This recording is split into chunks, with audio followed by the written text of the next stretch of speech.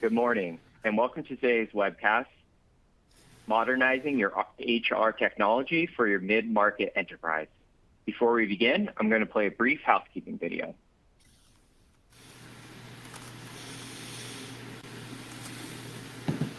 Welcome, and thank you for viewing our webcast series. Before we begin, please keep the following in mind. You can customize how you view our presentation and interact with the presenter. For better viewing, close all other applications and turn up your speaker volume. You can adjust window size and placement or enter full screen mode using the controls at the top right of the window or dragging the bottom right-hand corner to resize. At the bottom of your screen, you'll see a series of icons that relate to a different aspect of our session. You can download a PDF of today's slides from the Slide Deck and Handouts widget. You can ask questions by typing in the Q&A window and clicking Submit. We'll do our best to answer all questions or follow up via email. If you experience technical difficulty, refresh your browser by hitting the F5 key.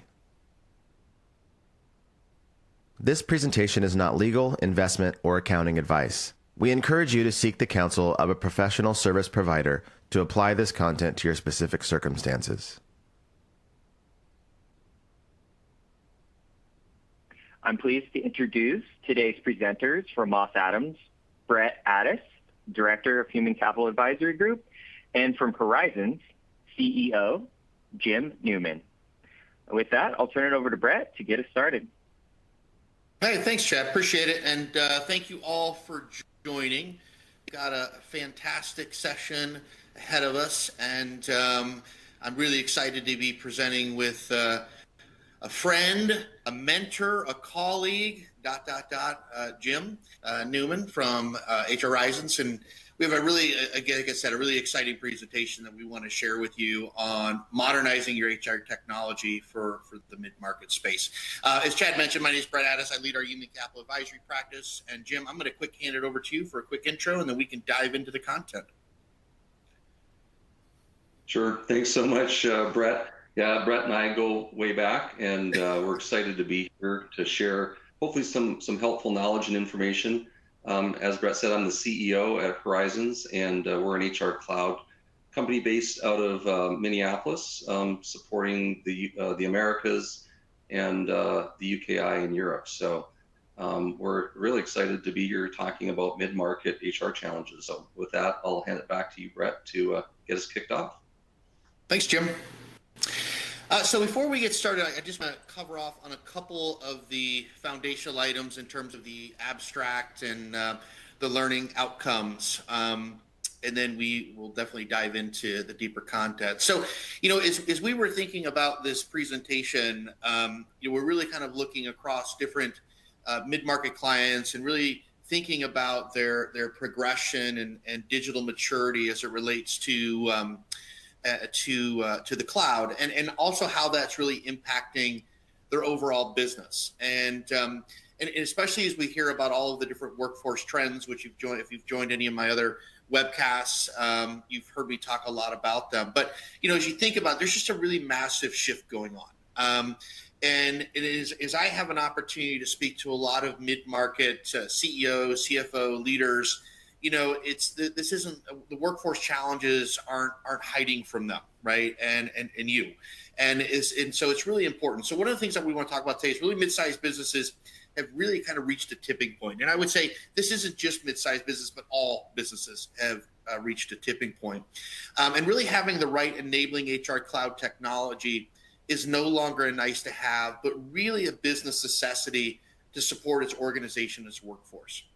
However, with the technology constantly evolving, mid-market organizations don't know where to start or what it takes to be successful. So during this presentation, we're going to dive into a number of different topics and really, focus on a couple different things. So one of the things is after the session, we're hoping that you can really look at discussing the current landscape of HR cloud technology. So we're going to dive in and unpack some of the areas that mid-market clients are looking at, or mid-market companies in general.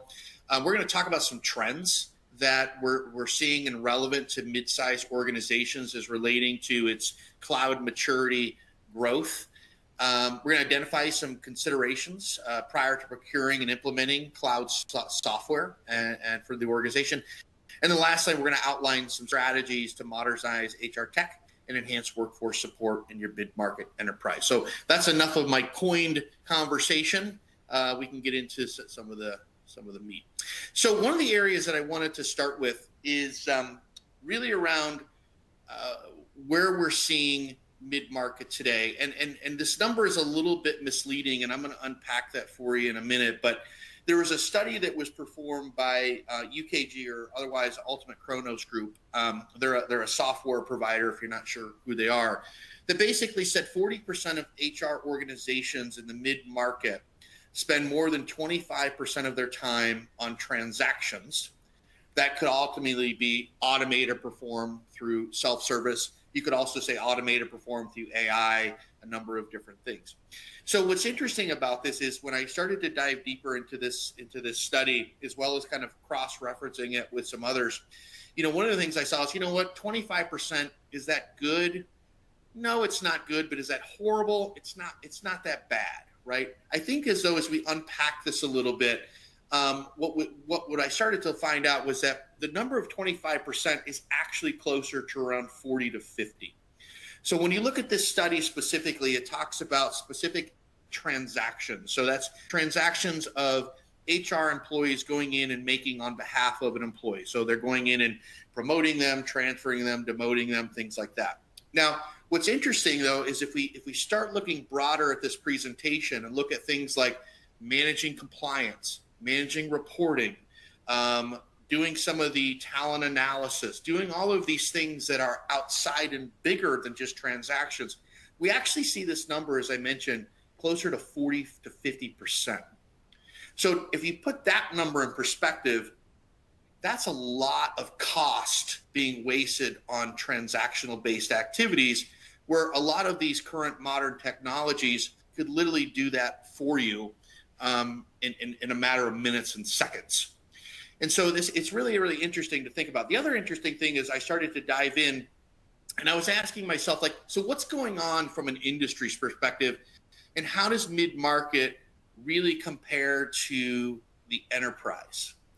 And what I found was pretty interesting, actually. When we look across the two areas around cloud maturity, enterprise HR organizations are basically outgrowing that of a mid-market with employees around 1,000 by 1.8%. Now, is that staggering? No, it's definitely a little bit of growth.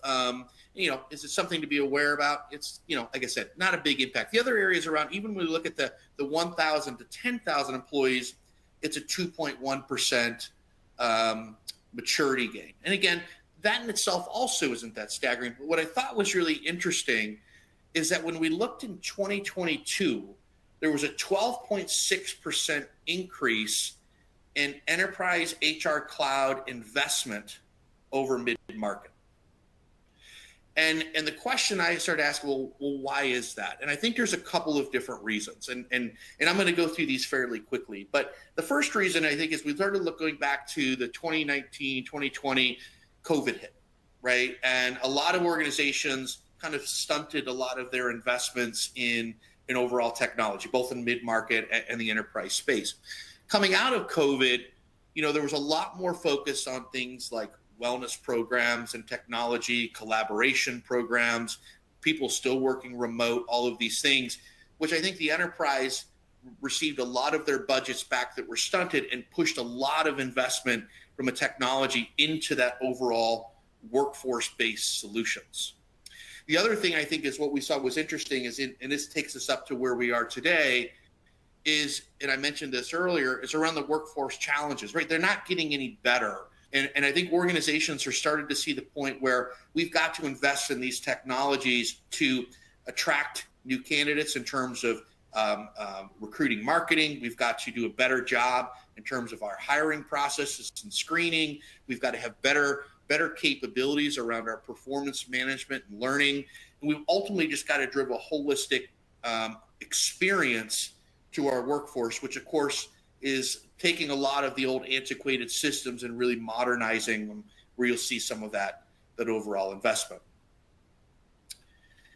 So one of the other questions I wanted to ask is, so why are we not seeing especially since 22, the large investment in mid-market as we have in the enterprise and overall in theory. So, one of the things I found is that one of the reasons that 47% of mid-market organizations couldn't help define value around cloud growth or the investment in technology. And basically what that means, and when I started kind of uncovering that, a lot of the underlying and foundational issues is that many of the mid-market companies didn't really have and weren't really tracking organizational or workforce metrics. So things like cost per hiring, time to fill, how performance is driving how performance management is leading into career development and learning, which is driving better employee performance and productivity. How technology is streamlining onboarding to productivity. A lot of those metrics weren't around, or aren't around. So for them to actually go in and say, hey, based on these metrics and data that we have today and some of our processes, this is where technology can really help streamline, create efficiency, and actually add better value to the overall business. I think the other area, which was staggering, is that 38% of them basically said, I don't know where to start, and I'm not sure what solutions are available. So from not knowing where to start, there was a webcast I did a couple months ago on digital transformation and talked about all of the things to get started. But a lot of this really looks at, do you even have the right strategy? Do you understand where you're trying to go? Do you understand, looking at the processes and protocols today, what you have and how they need to be improved? By pulling together and gathering a lot of these requirements to help move you to the next state, and then taking a lot of those requirements and really calibrating and implementing new technologies to help modernize the way HR works. And there's a lot more complexity behind that. But it's really kind of interesting when you start looking at these two things. And then I think the other piece, the big question is, well, now that I have all of the requirements, what are the right solutions that actually meet my needs? And Jim's actually going to talk about, some of the solution selection and different components about that in a minute. But the reality is that there's hundreds of solutions and hundreds of apps and lots of different choices and options out there, and it can be overbearing at some level. But I think but by having a lot of those right requirements allows you to kind of narrow down what are those technologies that are actually going to help you meet and drive your needs and move you forward. So for those mid-market clients who are actually moving to the cloud, there was a study out there by Gartner, and it actually said, well, why are you moving to the cloud? And I think this is a really good segue, because if you're one of the ones that are having problems building business cases, might help give you some input into that. The first is around increased stability. And increased stability is really around a couple things. It's around having the right technology foundation, whether that's data, whether that's process, whether that's transactions, but really allowing you to perform a lot of those technological elements, right, within a foundation, but also creating a foundation where you can scale, right, which is really quick or critical. We'll talk about that in a second. The second is around reduced manual transactions, which again is a great reason, but what's the value in that? And that's part of what you need to describe. What's that cost benefit analysis, or what's the cost study that you've done to actually show that the technology can help not only reduce some of the transactions, but actually create more efficiency? The third is around simplification and experience. Now, this is an interesting one because based on what we talked about earlier, there was really nothing that alluded to driving a better experience for the workforce. And so this is really where we start unpacking how do we take what HR is doing, and when we think about areas like self-service, but also transactions that the employee is going to need to be doing themselves, how do we simplify that process? How do we make a better experience for them so that they actually want to go and do these things? Or when they go do these things, they're not complaining about these things that it's too hard or too complex, right? Really making it simple and easy for them. The fourth is around innovation and modernization. So this is really getting back to the whole process of continuous innovation and sustainment. Is how do we take this foundation and build upon it and continually improve and improve and improve. And from a cloud perspective, this comes in releases and enhancements and all of these other things, which again, Jim will talk a little bit about this. And then I think the last one, which is really interesting, is the competitive differentiation. And so, like, what does technology have to do with my competitive differentiation? Well, I don't know about you, but as I start doing some pulse and research on kind of the current workforce, a lot of them are looking for organizations who are innovative. They're looking for organizations who are using technology similar to what they're using at home, right? They're looking to join organizations where they can learn how to be an AI expert, or to develop machine learning, or to leverage these different chat GPTs and all of these other things in their organization.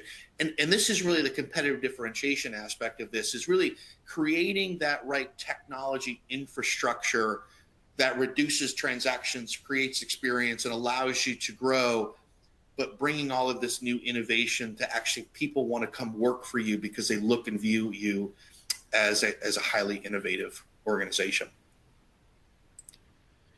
And I got a couple slides, and then I'm going to turn it over to Jim.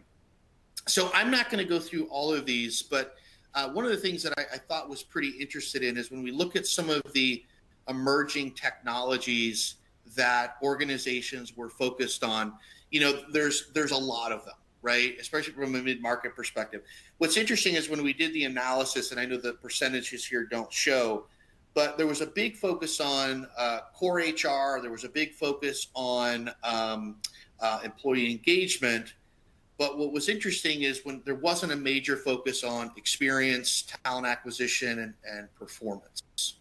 And so when we look at some of these investment areas, I think some from a mid-market perspective, we need to go back and frankly help them kind of reprioritize where their focus is, especially as we hear in the market, what are some of these things? And then why are they investing in different areas from a technology perspective? Just doesn't really make sense. So anyways, just a high level overview in terms of kind of what types of technologies and where they're focusing on from an overall process perspective.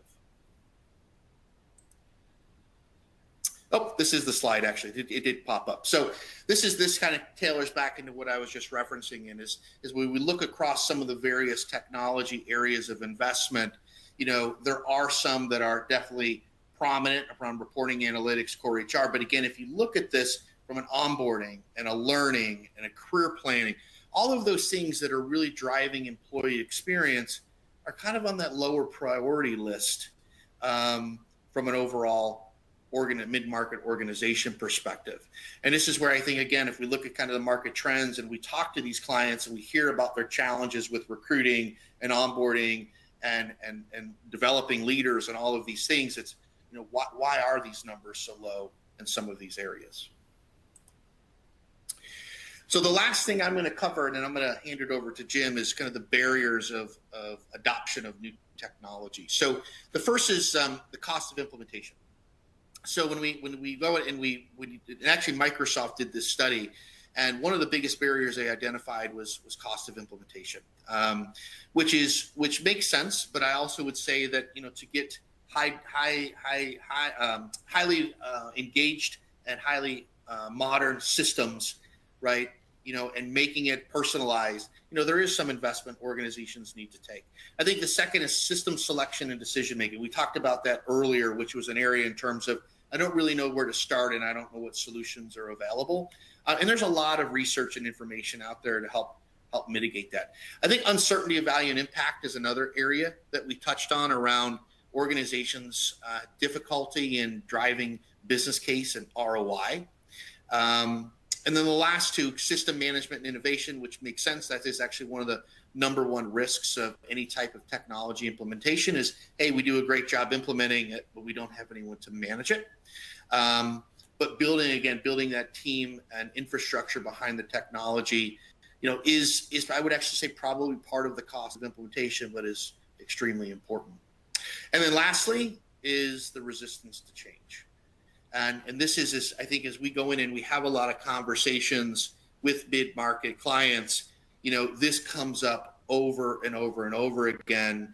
I wouldn't say they view it as a priority, but actually if you were to have my lens put on this is probably one of the top areas that mid-market struggles with. Is just, you know what, it works the way it is. It may not be the best, but you know what, I don't really know if we as an organization can consume this much change. But again, it's something that the organizations need to do. And I'm going to have Jim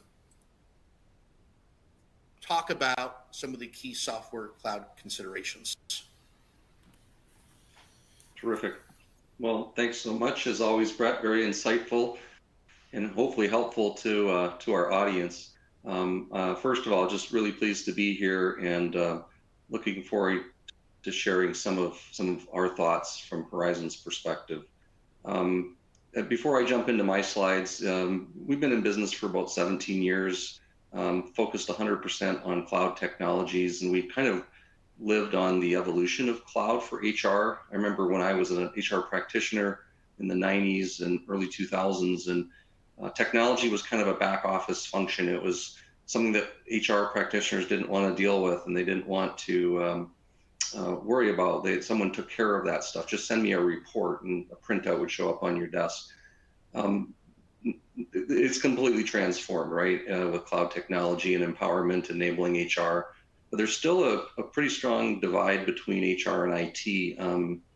And so, you know, that's one of the challenges, I think. So how do you get access to great technology, but HR function typically isn't set up like an IT function and enabling or leveraging enabling technologies.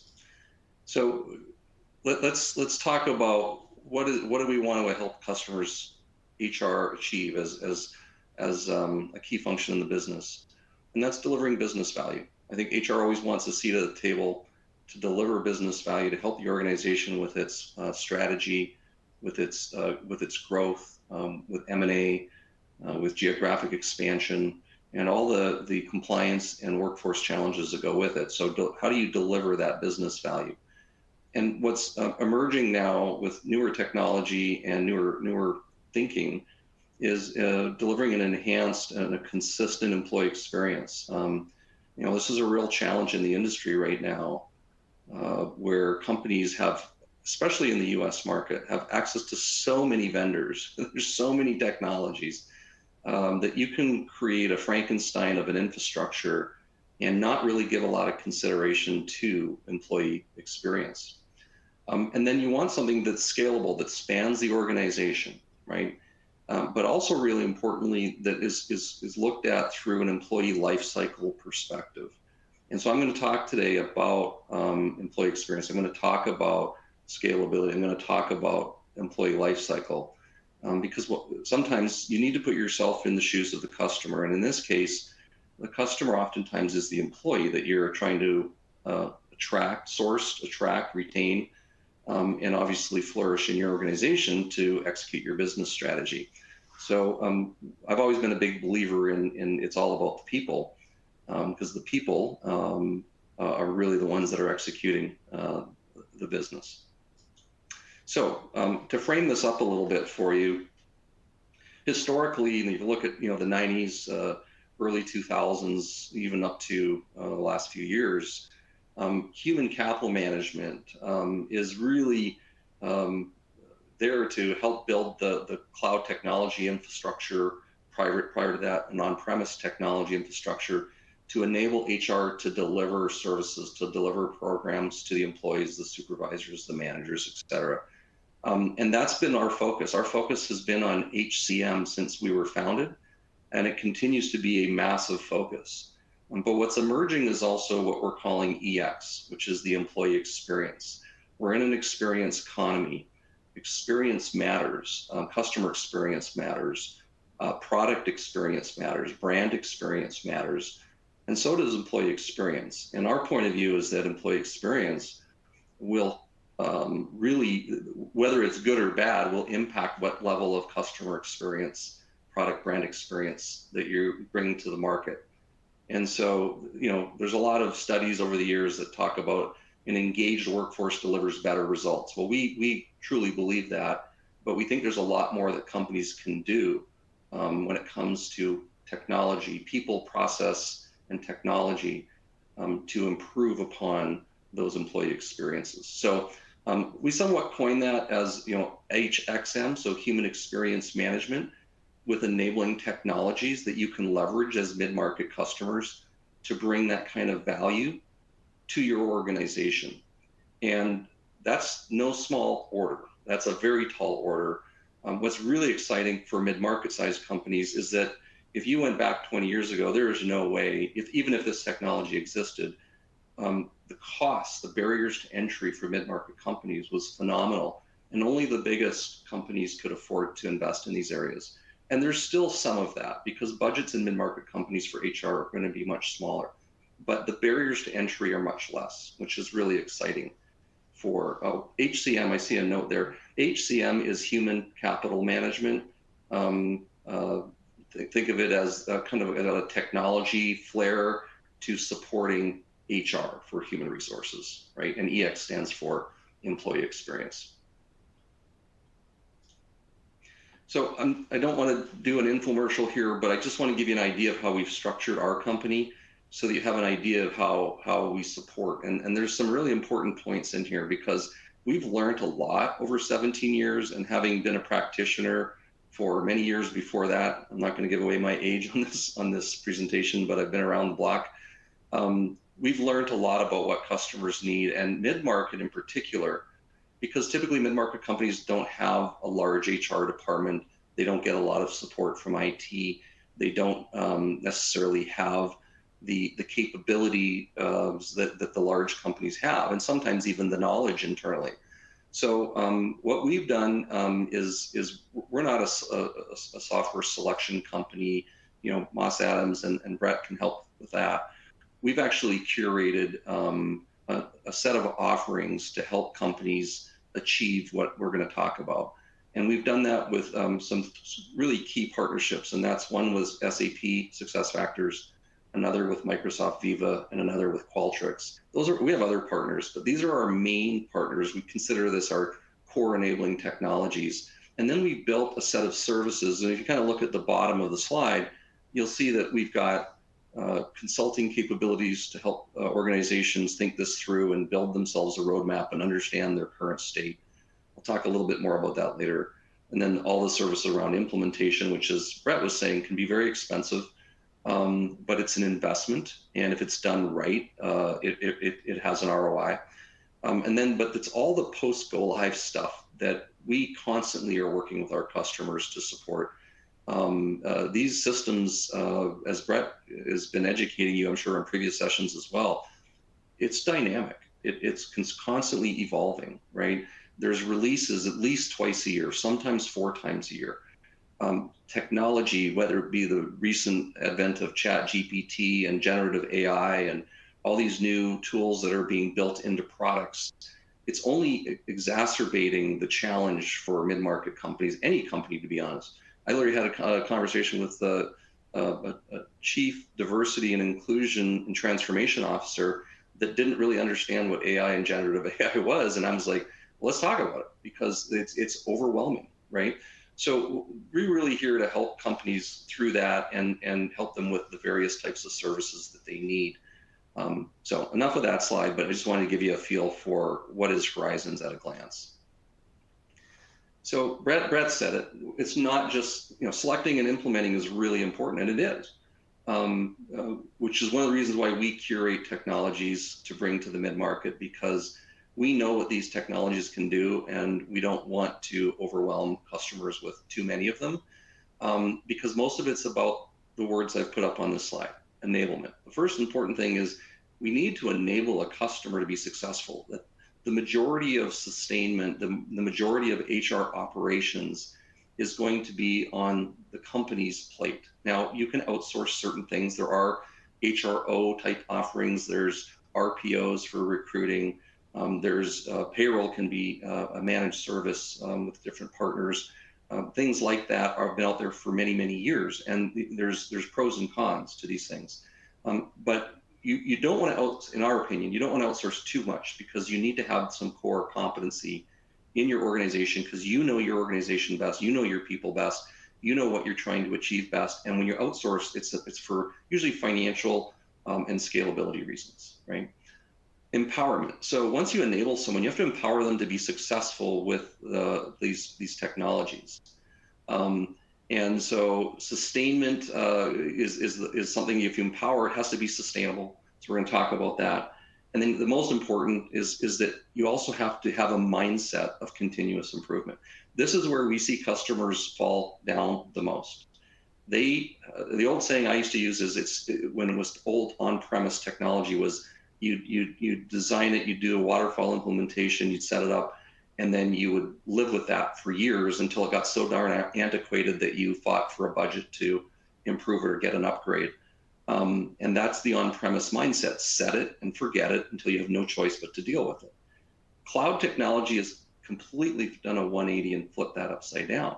And it's all about continuously improving the products, continuously improving your processes, which creates continuous change management challenges.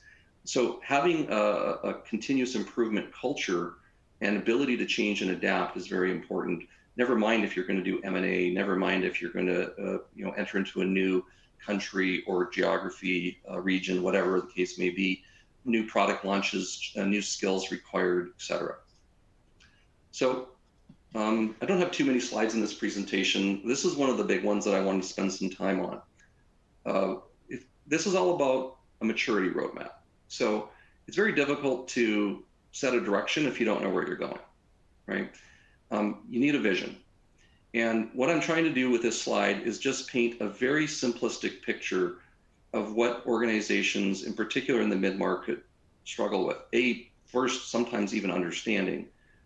Two, how do you actually put a plan in motion to execute against to achieve some of this stuff? So let's start with item number one, and that's a cloud foundation. In order to be scalable, in order to be able to roll out leading practices, in order to have agility, cloud technology is now the de facto standard, right? The days of on-premise software are gone. So number one is, what is your cloud foundation? Do you have one? Do you have a bunch of disparate systems? Do you have some on-premise, some cloud? Do you have manual processes still? What is your infrastructure? And assessing your current state and truly being honest with yourself as a company is one of the hardest things, right?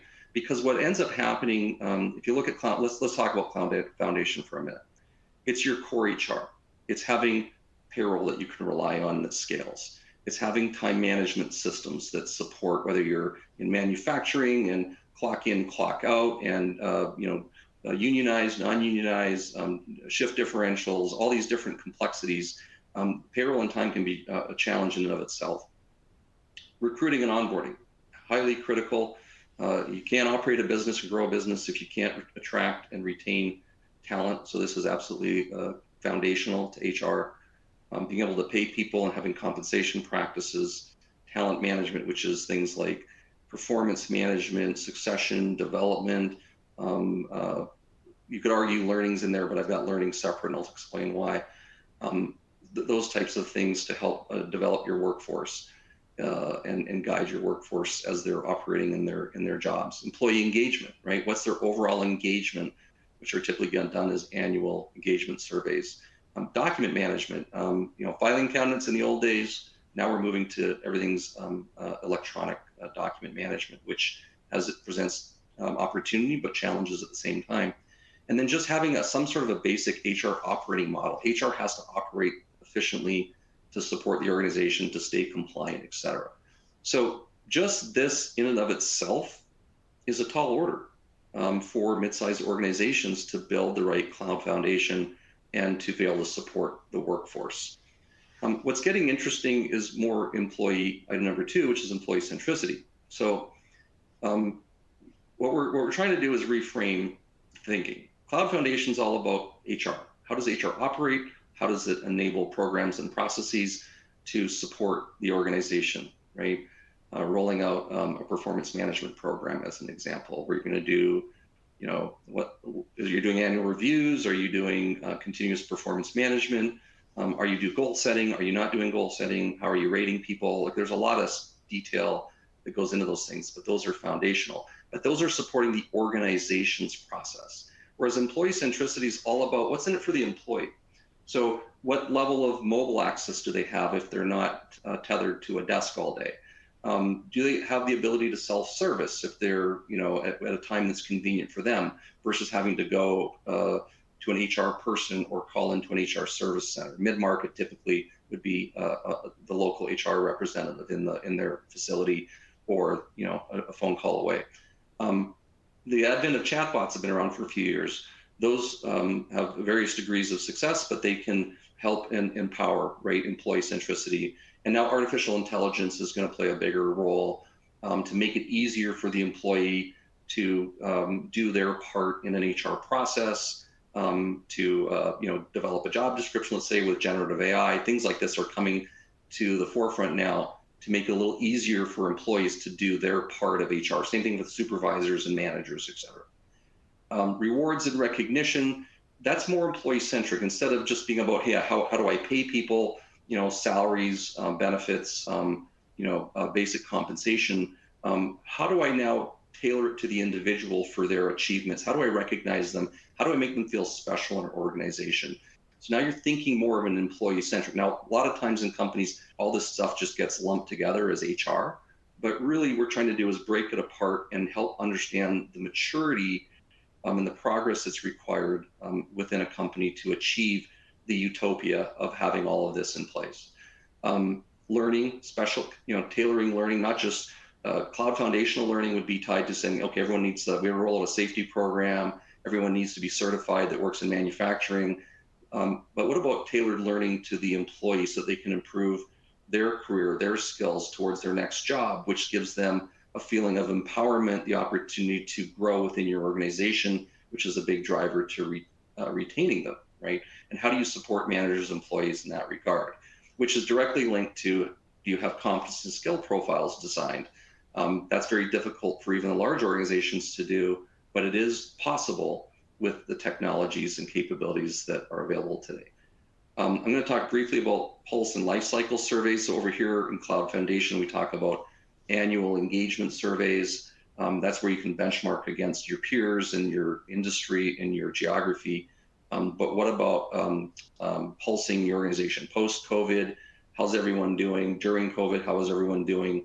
We don't have to have a global pandemic in order to do pulse surveys, but they started to become more prevalent with the advent of people working from home. And how are we doing as a company supporting that with the whole pandemic?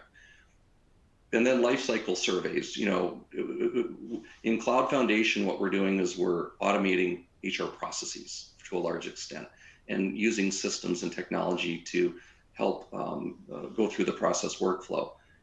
So what's the experience though like when you're going through that process or complete that process? And that's what life cycle surveys are, which we'll talk about in a couple of minutes. So these are the types of things that are opportunities for mid-market companies to look at their cloud foundation and ensure that it's a good foundation for growth that gives them agility, the ability to scale, to deal with what gets thrown at them as the organization evolves and changes.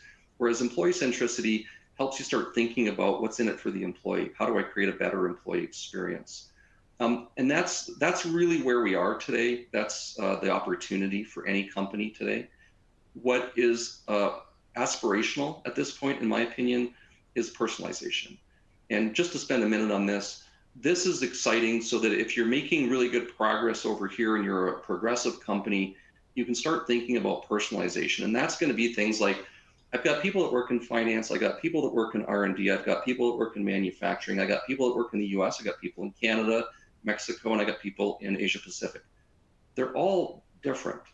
So how do I personalize the experience of their work experience at our company that's more catering to their needs? So if I'm a finance person working in accounting, what do I care about, right? The things over here in item number 1 and 2 are generic to all employees, most cases. You can do some personalization. You could roll out a rewards and recognition program to one division, one location, et cetera. That stuff does happen, but that's not really personalization. That's more budget constraints or prioritization. Personalization is taking the role the person's in, the function they work in, and personalizing them so it makes their job better, easier to do, better experience, And you can also control some of that level of engagement. So that's where these workforce engagement platforms with tailored employee experience come into play. And these are bigger investments and they're earlier days, but this technology is coming. And if you've got your house in order in 1 and 2, this is going to be where things are moving in the future. One of the things that are going to be moving in the future. You can also do things that don't require technology, coaching and mentoring programs, but mind you, there's a lot of coaching and mentoring technologies out there now. You can hire coaches on the fly and do video calls and all kinds of cool stuff that's out there if this is a key priority for your business. Overall workforce development models with talent shortages, skill shortages, et cetera. And then ultimately building a better HR operating model so that it's more scalable, easier to administer, less costly, less people dependent, more technology oriented, artificial intelligence, the things that Brett was talking about earlier. So these are the 3 main levels of maturity in this model that I wanted to share with you today. But one of the things that I just can't emphasize enough is continuous improvement. For you to have the proper governance, to collect the insights, to be scalable, to be agile, and to leverage technologies that allow you to extend. I'll spend just a second on this. Extensibility is a huge, with cloud platforms, what's happening is with open APIs and the ability to build innovative technologies that extend what the core software platforms do is huge. Because in the old days, you had to buy third-party systems and then IT had to integrate them. But typically that didn't happen because you didn't have the budget, you didn't have the people, and HR is never the highest priority. If you worked in HR like I did my whole career, you know that. HR does not get the budget and priority of IT, the business does. And so what we're looking at is how do you, as a mid-market organization, create the right partnerships to get access to these technologies and to the support you need at a technical level. And one of the ways is picking the right types of products that are extending a core platform, right? So the software companies, the big guys, the SAPs, the Oracles, the Microsofts, the Workdays of the world, all those are big platforms, right? And for mid-market companies, it's a lot, but are they extensible? Whereas typically mid-market products aren't as extensible, or have limiting factors, don't allow you to scale as much and whatnot. So what we're trying to say is mid-market companies can get access to all these great enterprise quality global type products, but they're not from the software companies. The software companies care about the really big customers. That's where the money is for them. But what their opportunity is for mid-market companies to partner with companies that partner with them and create value-added capabilities, right? So that's kind of what we do as a company.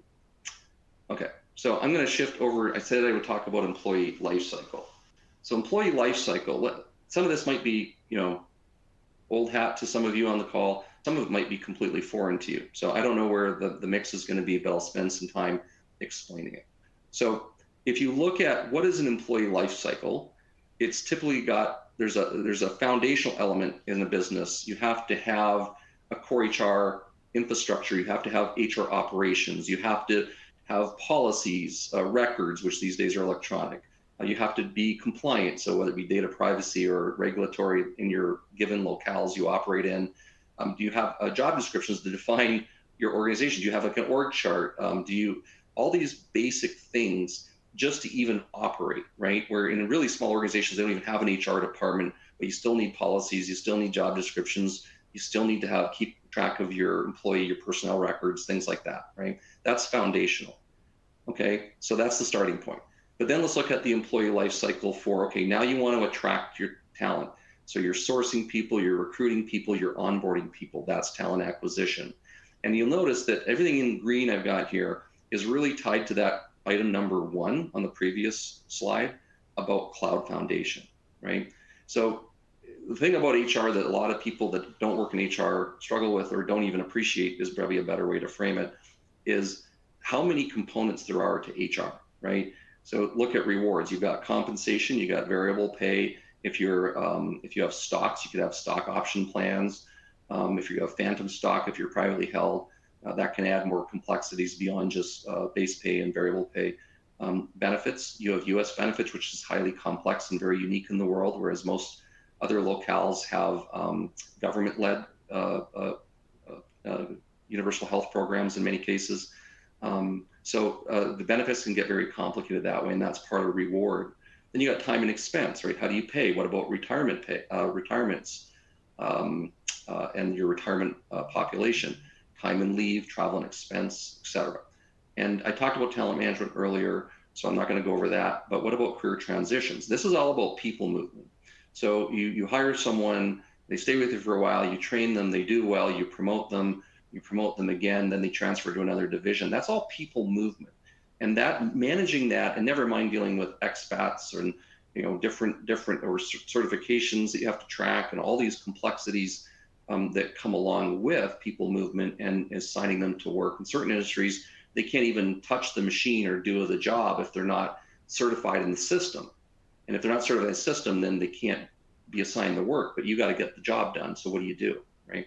So people movement and managing all of that and being compliant, really important. And then there's the offboarding side when people do leave your organization.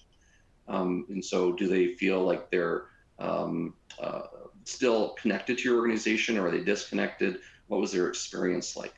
And that's what I want to talk about on the EX side. So just think about getting all of this in place with an HR operating model, with technologies, making sure it's all compliant, making sure it's running correctly, making sure it's scalable, making sure it's agile to support the organization. This is HR's role in the company, is to do all of this stuff and support all of this stuff. And it can be overwhelming, right? Without the right capabilities. And it's if you're in a CEO, CFO, COO type role, and you're trying to grow your company and you're like, well, how are we doing with all of this stuff? Because this is for our people. Most mid-market companies struggle quite a bit with this stuff. So let's just assume for the moment that everything is in order on the human capital management side.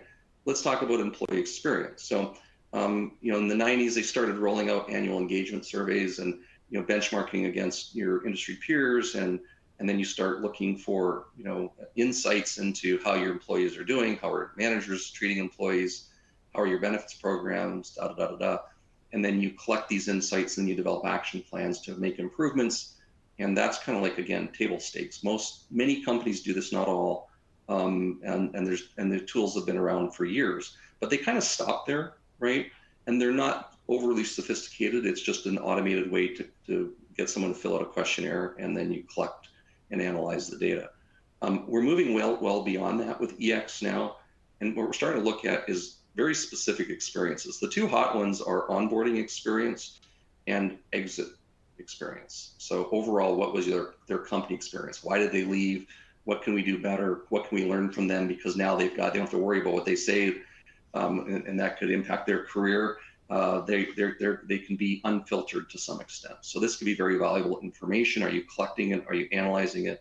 What is that supported? Onboarding is the other big one, because when you do attract someone, those first 30 to 90 days can be very challenging. At our company, for example, that is an area that we focus on, that we would like to improve on, because we know we can be better. But we don't have a way to collect it today because we do this for our customers. We haven't been able to do this internally yet. Some of the same struggles as a mid-sized company. This is an area that is really going to be important, because you don't want to have turnover here. The cost of acquiring candidates is getting higher. The talent shortages are going to get more difficult with the aging workforce and changing demographics. Never mind recruiting people from all different parts of the world, which is very possible today with technology and people working from home and working digitally. So trying to collect insight into what can we do to improve how we source, and what the candidate experience is, what the onboarding experience is, and exit is where things are moving. But there's so many more opportunities. Well-being pulse surveys, which came into vogue with the pandemic. What is the recognition experience? Are people being recognized? Are only certain departments recognizing? Or only certain managers or VPs? Do you have a program, a universal program? Do you have tools so that people can get recognized? Is there budget? And then what is the experience if you do have some of those things in place? do employees and managers know that they have self-service capabilities if you've rolled those types of things out? Where are they bumping into problems at a process level? So all of these things create a continuous feedback loop so that you can gain insight to take action to do what? Create continuous improvement. And you can do that. The beautiful thing about cloud technologies is it's not easy, but it's much easier than it was in the old days. You don't have to hire a developer, design a process, blueprint it, get someone to develop it, test it, blah, blah, blah, blah, and own all the maintenance and have IT heavily involved. No, you just go in, you either do it with your system administrator, you may have a partner that helps you with these things. You configure it, you do a quick unit test, you do maybe a quick pilot, and then you roll out the change for the next cycle or the next year. So these are the types of things that are empowering mid-market companies now to actually take action to improve, but you have to have the cloud infrastructure to take advantage of these things. If you're running 10 different HR systems in three of manual processes, and none of them are integrated, and you've got all these vendor relationships, and recruiting buys its own stuff, and OD buys its own tools, and comp buys its own tools, and you do career people movement all manually, and you have 3 different payroll systems, and on and on. I mean, it's a nightmare. You can't. You're just so busy operating that you're just hanging on for dear life to operate HR. So that's the opportunity, is to get out of that firefighting mode with all these disparate systems and start to think a little more strategically about building an infrastructure for scale, for agility, that empowers your HR team to improve your core HR operating model and processes, but also start to move towards employee experience, which is going to be really important in the next decade, especially as the baby boomers tend to age out and you're dealing with new generations that have completely different sets of expectations around technology experience, and experience matters more so sometimes than pay, flexibility, all these things that the younger generations are looking for. So I'm not going, how did I advance the slide here?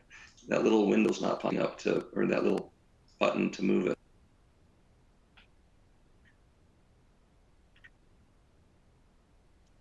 Sorry, Chad, I don't know if you can help me. Oh, there we go. It was held up for some reason. So I'm just going to spend a couple more minutes on a couple more slides to wrap up. Experience management is all about identifying moments that matter to the employees, that are priorities for your organization, that could have a big impact.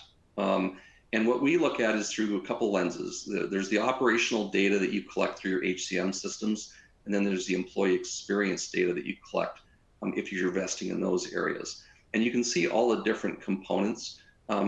Basically, the statistics show that if you're investing these areas and improving the employee experience, you can lower turnover, drive more profit per employee, and ultimately start to focus on more than just operating HR, but having an impact on the employee experience to help drive better business results. So in a nutshell, that's really all that's about. And we can get into the weeds on that, and that would be a presentation in and of itself. Oops, they're definitely getting some delays here. Okay, so organizational readiness. This is an area that most companies probably are fearful of. Are we ready? Where do we start? How do we handle all this thing? These slides will be available to you. These are things to just give you things to think about and help you self-assess. For example, do you have visible and active leadership and sponsorship? One of the most critical things. Okay, I'm going to go jump to number 16. Are you fearful?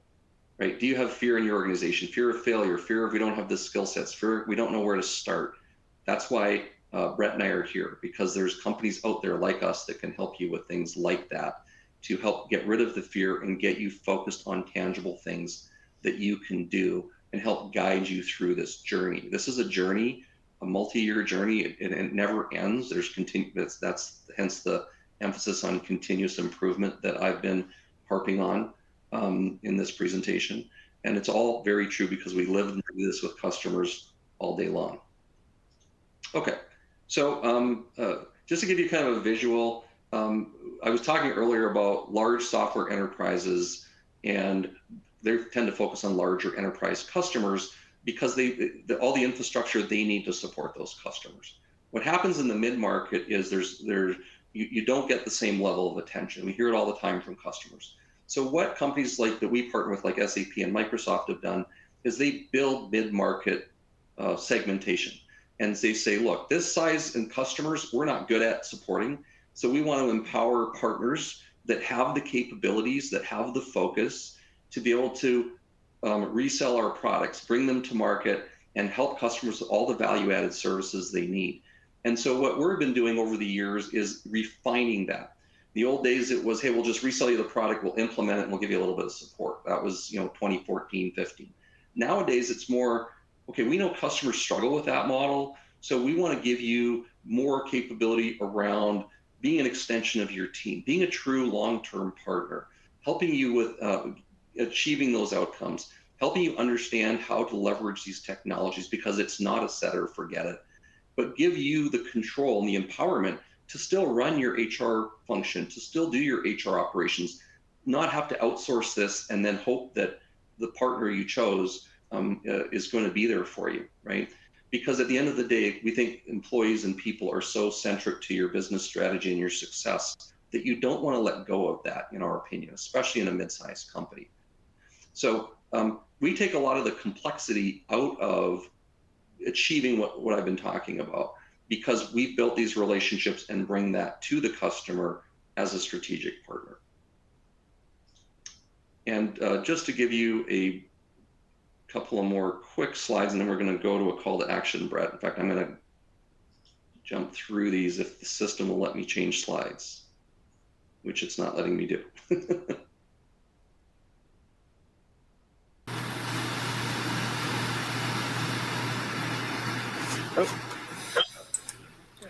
Which slide did you want, Jim? Can you just jump it ahead a slide quickly for a second? Is this the 5 pillars? You want the 5 pillars? Sure, jump to the 5 pillars, that'd be great. Okay, all right. Go ahead. Okay, well, I'm not seeing it on my side. There's definitely a technical. You hear me okay though? Yep, you're good. Okay, the 5 pillars is a real case. And that's to help customers implement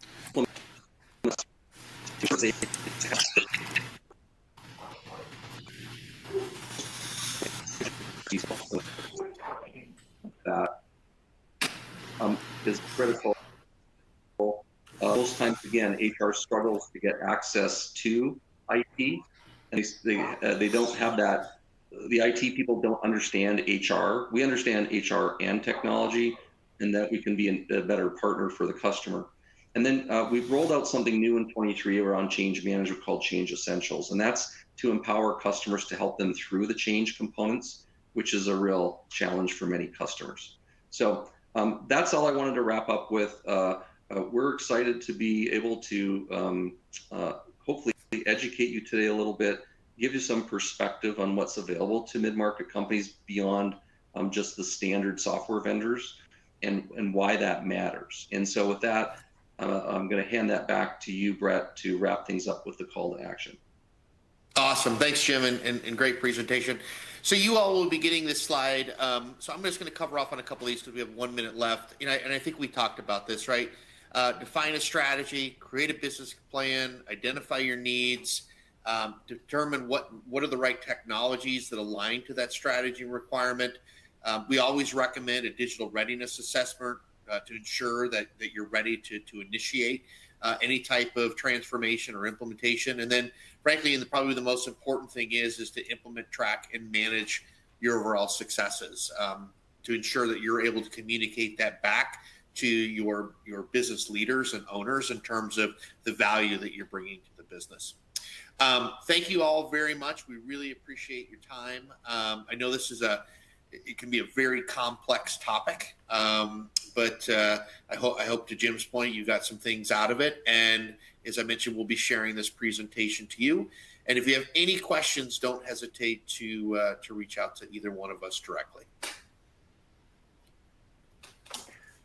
Awesome. Thank you, Brett and Jim, for a great presentation today. If we didn't Like Brett said, if we don't have time to answer your questions, we'll do our best to follow up with you after the webcast.